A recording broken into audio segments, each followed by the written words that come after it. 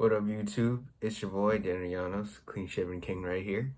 Back again, your favorite sports enthusiast, music nerd, or other way around, vice versa, synonymous with each other.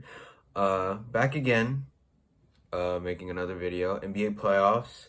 I'll do a small recap of my predictions. The Heat are fraudulent, and honestly, I think the player that the Heat missed the most is Eric Bledsoe. I know that sounds really disrespectful, but dude was a blessing for them last year. There are a lot of factors why, but Tyler Hero's not the same. A lot of the Heat players are struggling right now, top to bottom, and the Bucks are just better mentally, etc., etc. Drew Holiday is infinitely better and has the best plus minus on the court. And if your best player it has the worst plus minus, that being for the Heat, you're not gonna win the series. And that's why unfortunately they are getting swept.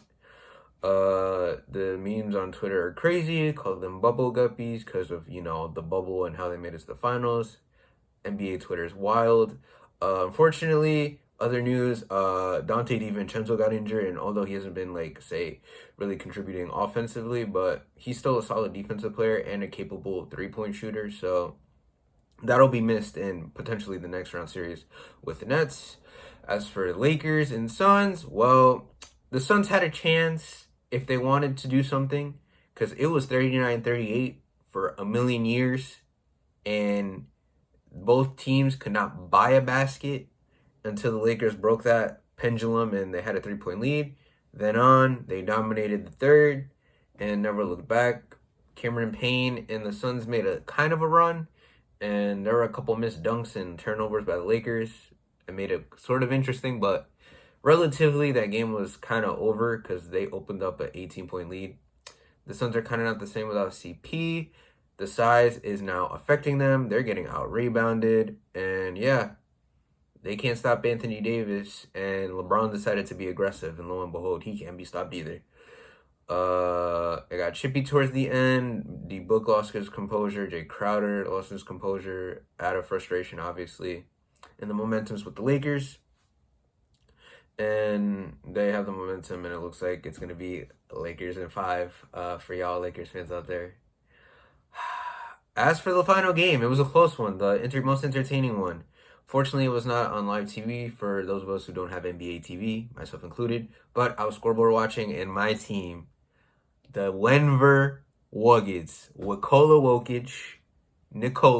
the MVP, the man, the myth, the legend, leading the way. But as much as I want to say that, Dame and him canceled out again. But if not for the last couple buckets, Dame had a pretty inefficient game. Although he almost shot 50% from the field, he was 5 of 16 from 3, similar to like MPJ's game 1, where he had a good shooting percentage, but could not buy a basket from 3.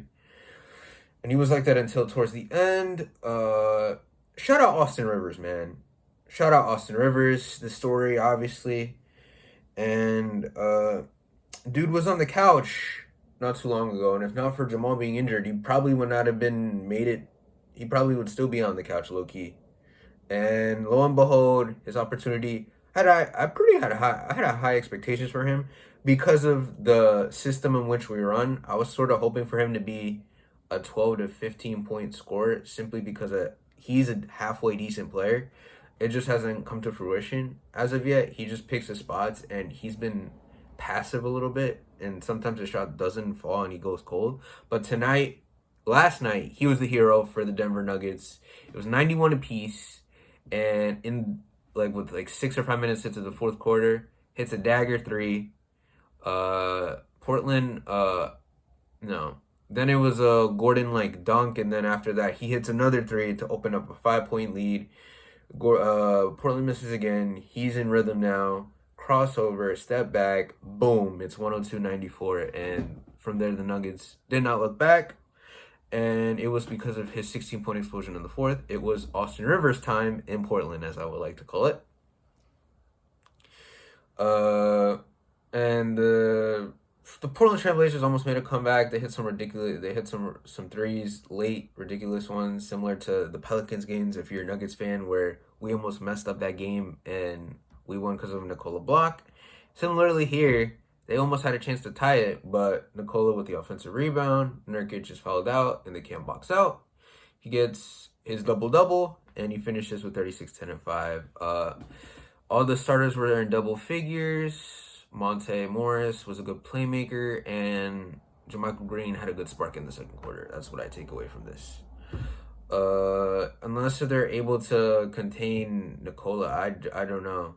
They just have to hope that none of our other guys get cold. That has been the difference in the series. Whose others perform good. CJ kind of had an inefficient game. Norman Powell actually had a good game. Nurkic was amped, but foul trouble. And they can't play Cantor, and Rocco and Carmelo can't guard Nikola. Unfortunately, they're too small. And that is that. That is what happened last night. I was 2 out of 3. I give Miami the benefit of the doubt. I don't want to call them fraudulent. I think it's 50% they're fraudulent, and 50% the Bucks have a better mindset, and they're a better constructed team, and their bench is better too. So I feel like compared to their 2019 season, I feel like Giannis's mindset is better, and I like Malcolm Brogdon, and he's flourished in Indy, but for me, I feel like Drew's just a better all-around player than Malcolm. And ironically, Bobby Portis, he and Burton Forbes fill out a better role than Nikola Mirotic.